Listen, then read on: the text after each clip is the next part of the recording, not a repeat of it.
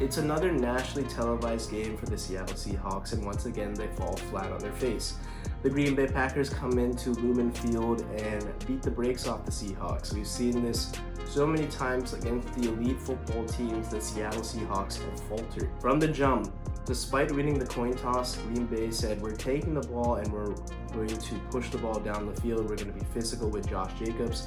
It had an opening drive touchdown, and it really showed that the physicality for the Green Bay Packers is going to be their calling card come postseason time. For Seattle, they lost Geno Smith along the way. He's going to be questionable for the remainder of the season. If he's able to go, that'll be a big boost, but still he had a poor turnover in the red zone that could have gotten Seattle back into this game. We've seen them now that they just don't seem to have it against these elite football teams, and I wasn't expecting them to be an elite contender amongst the NFC playoff teams, but I do think that they had some things on paper to be better than some of these other teams, and they could have a chance to maybe win a postseason game. But they definitely look soft against the Green Bay Packers on Sunday night. They still have some opportunities to still win this NFC West, but right now they don't have the tiebreaker, and their schedule next week doesn't get any easier with Minnesota coming into Seattle. And if they're playing like they have in the past, I think Minnesota should be beating Seattle quite comfortably,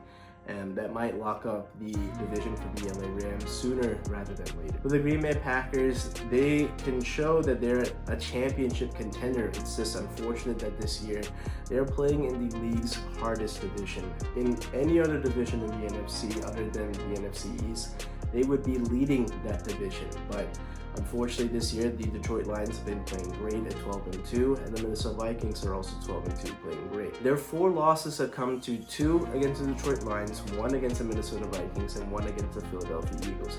All 3 have a 12-2 record. So it's a very tough schedule, but 10-4 considering is very good. They're great against anybody else in the league.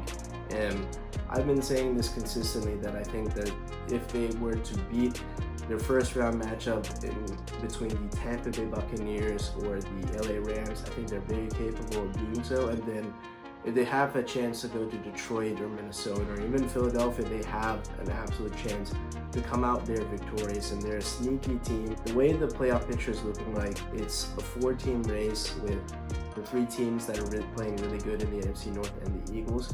But with Josh Jacobs there being that kind of counterbalance to keep Jordan Love in check, because we know he's very aggressive, and that's a very good mentality because it's high risk, high reward, but you do get snake bitten a couple times when he puts the ball in bad situations. So if you limit the damage with his sometimes questionable decision making, and you give the rock to Josh Jacobs like we saw on Sunday night, this team for Green Bay is elite, and it's just a matter of how the playoff picture really lines up and how they have the matchups, because I think they're a dark horse contender in this postseason.